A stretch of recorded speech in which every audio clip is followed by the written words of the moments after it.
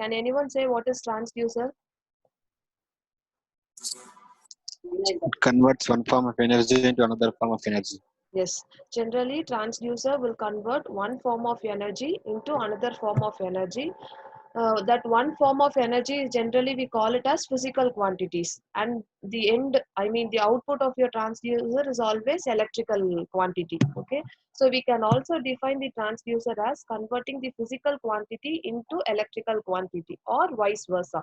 The vice versa, that is from electrical quantity to physical quantity, we call it as inverse transducer. Okay, but basically transducer represents conversion of physical quantity into electrical quantity. Some of the physical quantities are temperature, force, distance, right? There are many physical quantities like sound. Everything comes under physical quantity. So whatever the physical quantity, if we use one device and convert that into electrical quantity, we call it as transducer. Okay. Next, what are the basic requirement for a transducer? So there are some of the requirements for a good transducer. The first one is linearity. Linearity in the sense there should be a linear characteristics between the input and the output. For example, if you are going to increase your input, the output of your transducer should also be increased in the same rate. If I increase, uh, for example, I am going to increase 5 degrees Celsius, accordingly my output voltage should also increase in the same rate. That is the linearity in the transducer. Then it is repeatability. Repeatable in the sense, how many times I'm going to repeat with the same input, the transducer should give the same output. For example, I am going to give 5 Newton as the input for your transducer. For that 5 Newton, the output should be of 30 volt, for example. So every time I give 5 Newton as the input, always your transducer should produce 30 volt as its output. So that is said to be repeatability. And then ruggedness. Ruggedness in the sense mechanically strong. So whatever the overloading we do for transducer, it should be mechanically strong enough to withstand it. Then high signal to noise ratio. It should be free from noises, either from the internal noises of the transducer or some external electro interference noises. It should be free enough. Then highly reliable.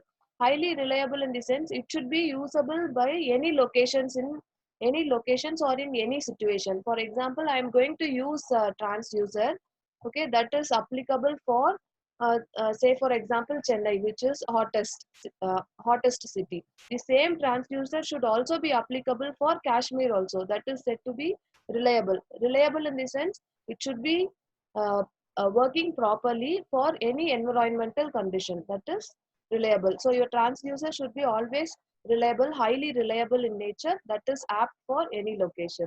Then good dynamic response. Good dynamic response in the sense, as soon as we are changing the input, accordingly the output should change. For example, we are having 3 degrees Celsius as the current input for your transducer. Dynamically, I am changing that 3 degree to 30 degrees Celsius. So your transducer should change immediately as soon as we give the input. That is said to be the dynamic response. So your transducer should have a good dynamic response, which means it should react immediately as soon as we change the input. Then no hysteresis. You might have known what is hysteresis in BH curve, right?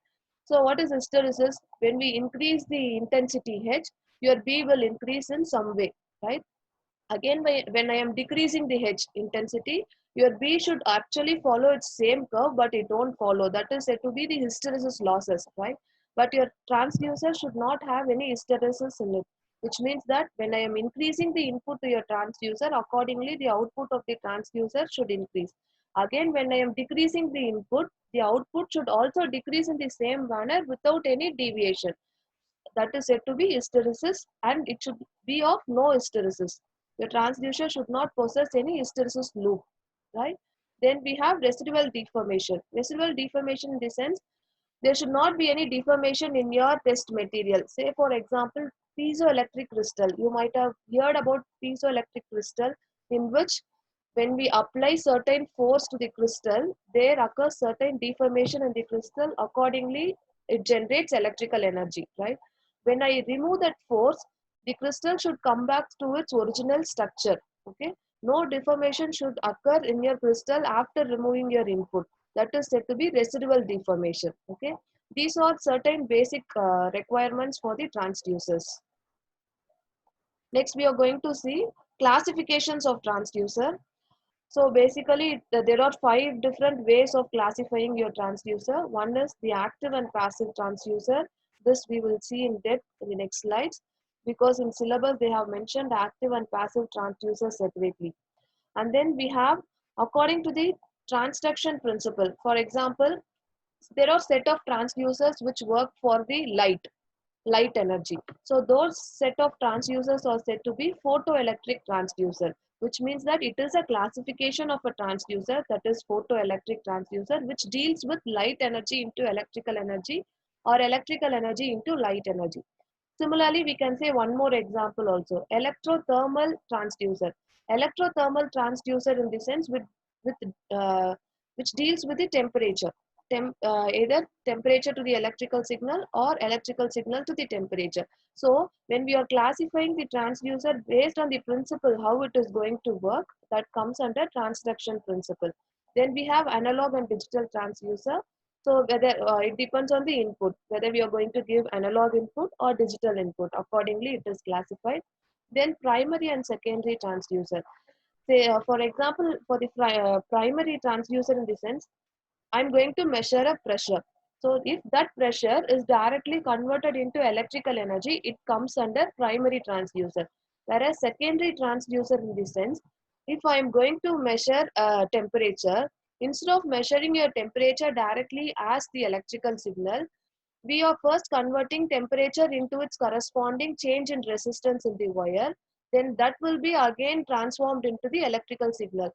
So if it takes certain stages to to convert that into electrical signal, we call it as secondary transducer.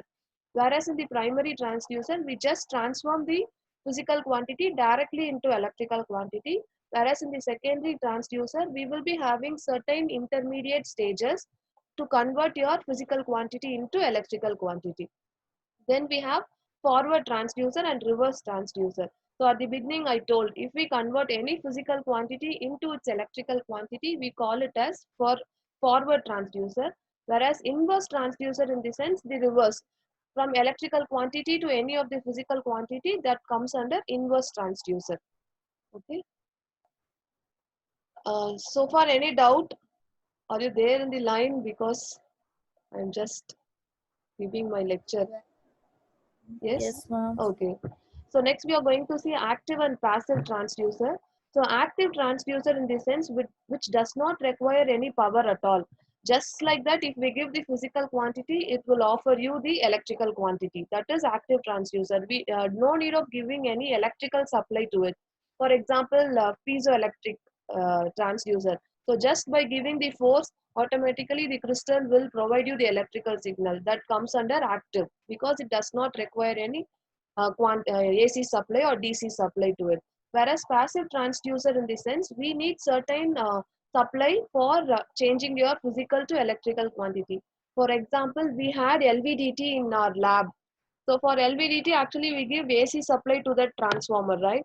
So which requires the external supply for converting your displacement into electrical quantity. So LVDT comes under passive transducer. So the difference between active and passive transducer, and what are the transducer comes under active and passive, it's very important for 4 marks.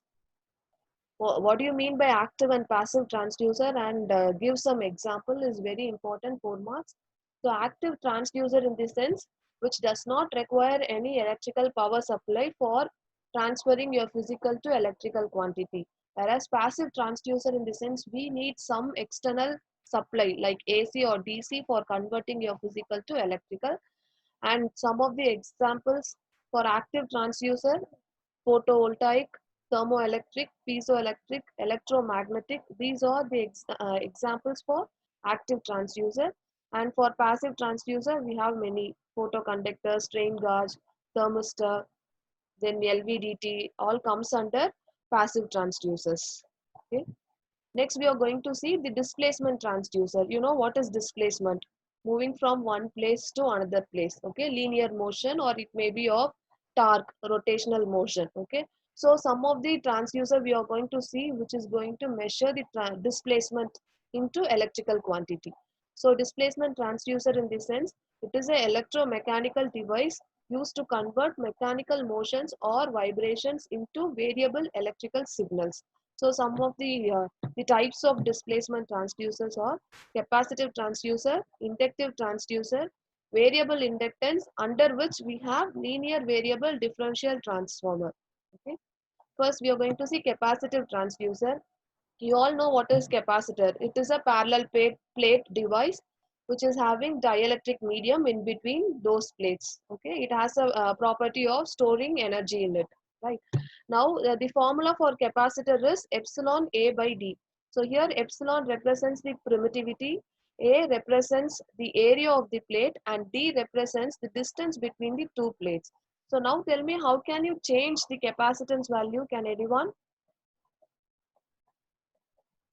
Because the capacitor depends on the permittivity, area, and the distance between the plates, right? By changing any one of these parameters, we can change the capacitance, right? So if we change the capacitance, obviously the voltage across the capacitor will change, right? So for example, I'm going to apply a force to one of the plates of your capacitor. So what happens? The plate will try to move. Okay, one is movable and another one of your plate is fixed. So if we apply a force, obviously the plate starts moving, right? As it moves, since the capacitance depends upon the distance, so the distance increases. Say for example, it's going to increase. So accordingly, the capacitance decreases, its electrical quantity voltage will also change, right? In that way, we can measure the displacement using capacitor as the parameter. Okay. So it depends on either by changing the area of the plate or by changing the distance between the two plates or by changing the dielectric medium. Dielectric medium is nothing but the semiconductors, right? So I will tell you some examples for capacitive transducer. The first one is variable capacitance pressure gauge. So here we are going to apply a pressure to a plate, what I told before, right? Externally, we are going to apply a force or a pressure. Accordingly, the parallel plate distance between the plates will differ. So it provides you the example. See, for like in the transducer, each and every transducer, the manufacturer will provide you the lookup table. Say for example, if you in a thermal transducer, if the output is going to be 15 volt, it represents 20 degrees Celsius. Like that, for every transducer, there will be a lookup table, right? So if we have so and so electrical signal as the output, so and so voltage as the output, what will be its input temperature? What will be its input pressure? That will be given by the manufacturer, right? So just we have to apply the physical quantity into it. It will generate you with some electrical signal. By measuring that electrical signal, you can tell what will be your input physical quantity. Okay, in that way we can measure the pressure by measuring the capacitance. Okay, then we have capacitor microphone, which represents the sound pressure, which again the distance between the plate, it's going to be adjusted based on the sound pressure. Here the applications are speech, music, and noise.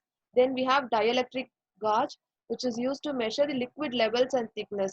For example, if this liquid level, the level of the liquid at what I mean, the liquid which we are going to measure, I mean the level of the liquid, that liquid will act as a dielectric medium. Okay, so if I increase or decrease the level of that liquid, accordingly the dielectric medium between the plates will differ.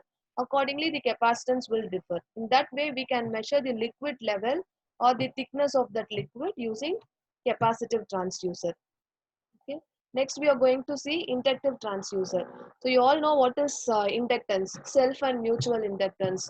We have studied in the unit 2 also. You just remember its diagram and tell me the inductance depends on which of the parameters. Can anyone suggest about the inductance? We will be having an Number electromagnet. of coils. Yes. I mean that number of like turns in the coil. Number of turns in the coil, and then the core, right? Magnetic core. Then the type of the magnet what we use. Okay, because we have number of electromagnets. So which electromagnet we are going to use, accordingly the permeability of that magnet will differ. So by changing the type of the magnet and its material, and then by changing the air gap. So air gap in the sense, any magnetic material will definitely have an air gap to make your lines of force to move from one pole to another pole, right? So by changing that gap also we can offer different inductance, right? So in the inductive transducer, generally by changing the number of turns in the coil, by changing the size of the magnetic material, or by changing the magnetic material like permeability of the flux, and then by changing the air gap. So these, based on these working principle, we are going to see some of the examples like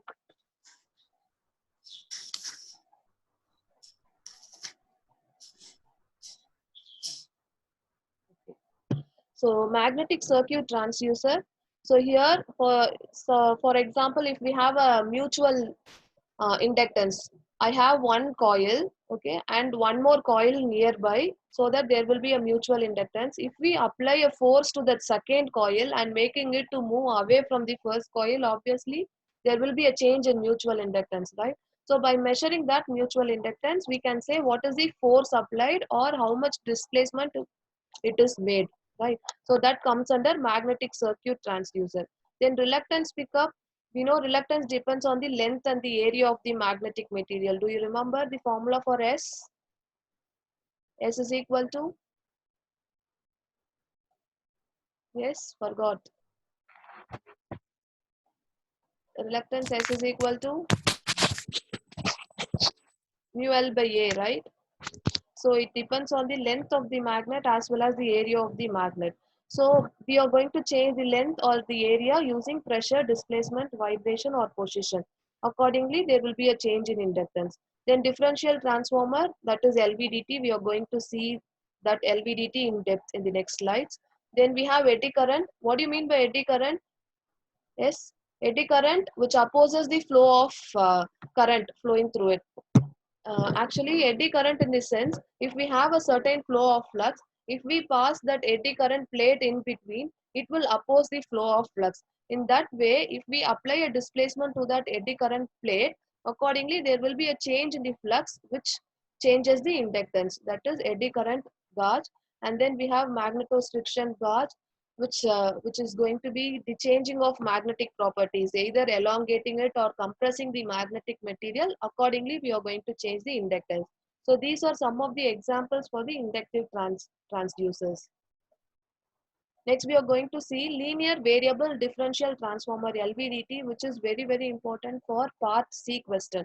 Definitely, you will get one question as LVDT in your part C, 12 mark. Okay, so LVDT stands for linear variable differential transformer. Here if you check, generally we know transformer will have primary coils and secondary coils, but in LVDT we will be having one primary coil and two secondary coils. If you check here, one primary coil and two secondary coils.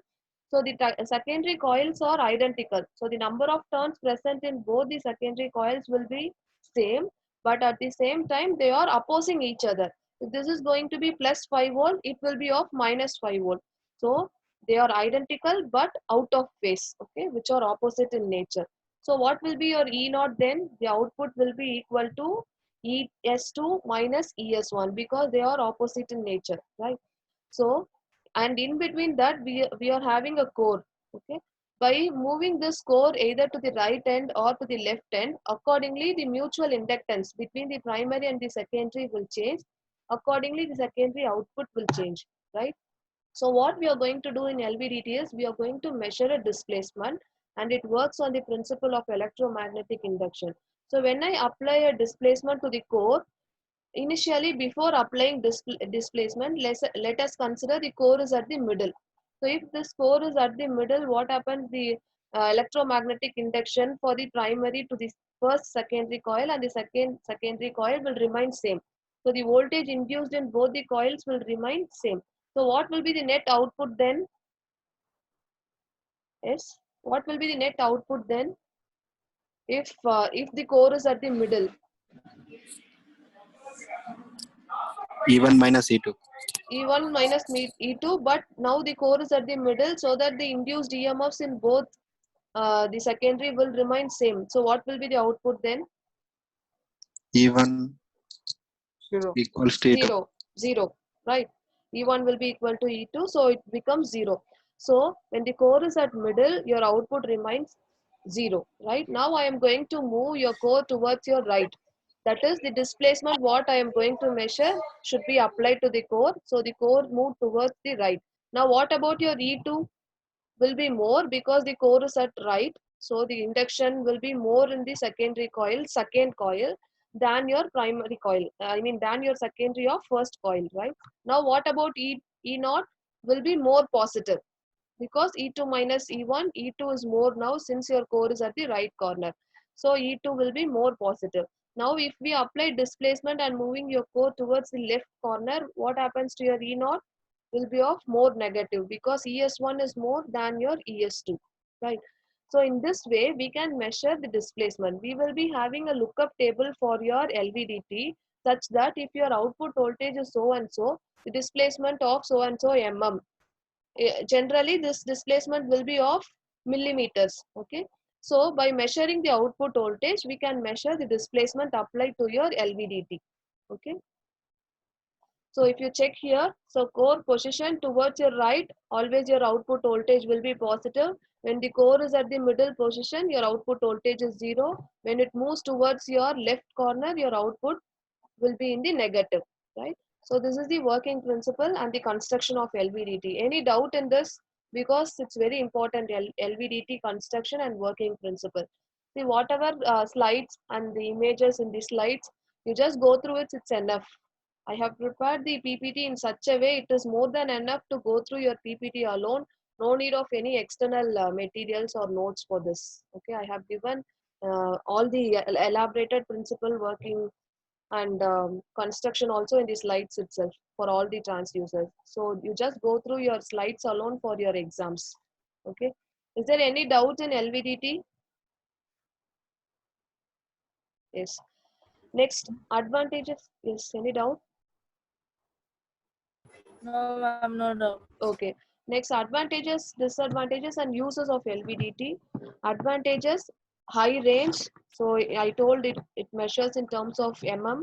So 1.25 mm to 250 mm we can measure using LVDT. Then it is having low hysteresis, which means whatever increasing or decreasing, accordingly it will provide you the accurate answer. See if this meeting is going to be ended again. I will send you within 5 minutes the another meeting schedule around 1 o'clock. You just join. Okay, if this I will take, and if it ends after 10 minutes, again we will be having one more meeting. Is that okay? We will complete it. Okay, ma'am. Okay. Just put it after 2 o'clock. After one, After 1:30 is okay. hardly 20 more minutes. Okay, so I will Yeah, complete it. 1:30 is okay. Okay, then this LVDT is simple, light in weight and easy to maintain, and power consumption is less. And disadvantages, it is more sensitive to the stray magnetic field because we are dealing with magnets, primary and the secondary coil, right? So as soon as the supply is reduced, the magnetic, the flux induced in the coil will not reduce to zero. There will be certain residual flux, right? So it is more sensitive to that flux, hence it affects the operation, right? And it is also sensitive to the temperatures. So these are the disadvantages of LVDT, and LVDT is used for measuring the displacements as well as force, pressures, weight, and all. These are the uses of LVDT. Next, we are going to see strain gauge.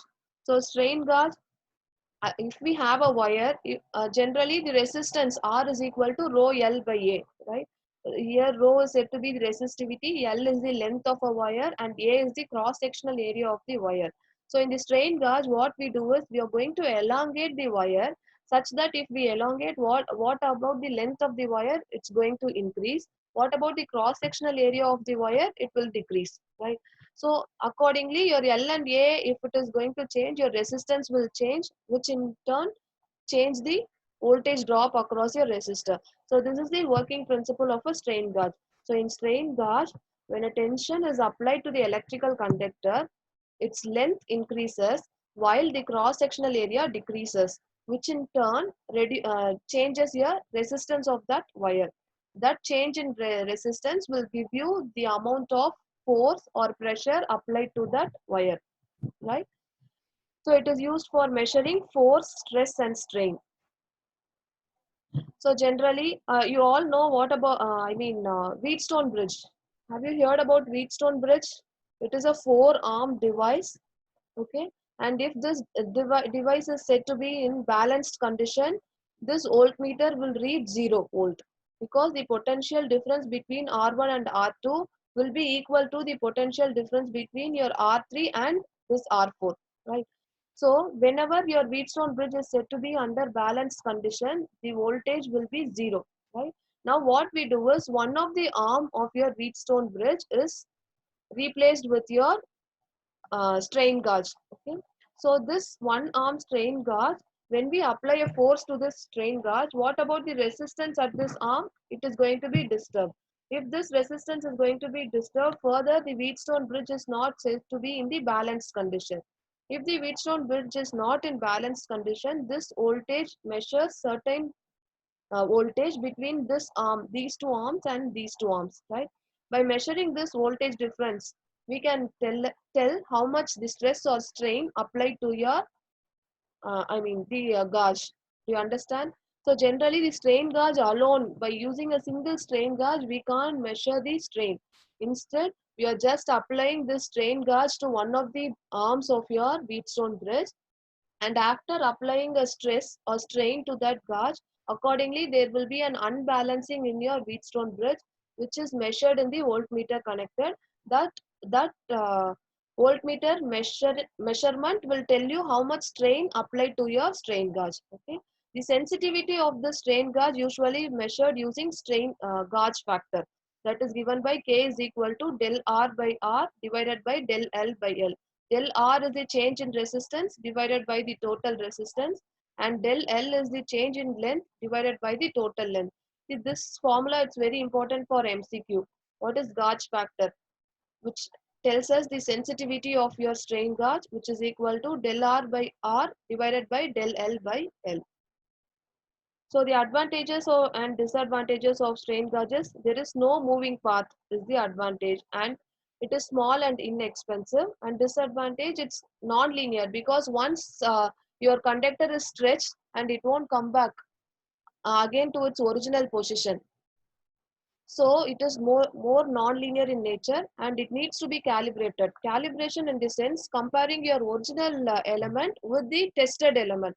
So there are certain instruments called standard instrument. So whenever your instrument is, if you are detecting your instrument is malfunctioning, we need to compare your instrument with that standard instrument. That is said to be calibration. So calibration in the sense comparing your own instrument with the standard instrument to find out its error. Okay, so it needs, strain gauge needs calibration often, and it is used for measuring stress, vibrations, torques, bending and deflection movement, compression and tension measurements, and strain measurements. Okay, these are the advantages, disadvantages and uses of strain gauge. Okay. And in the next session we are going to see thermoelectric transducer. So I will meet you after 10 minutes again.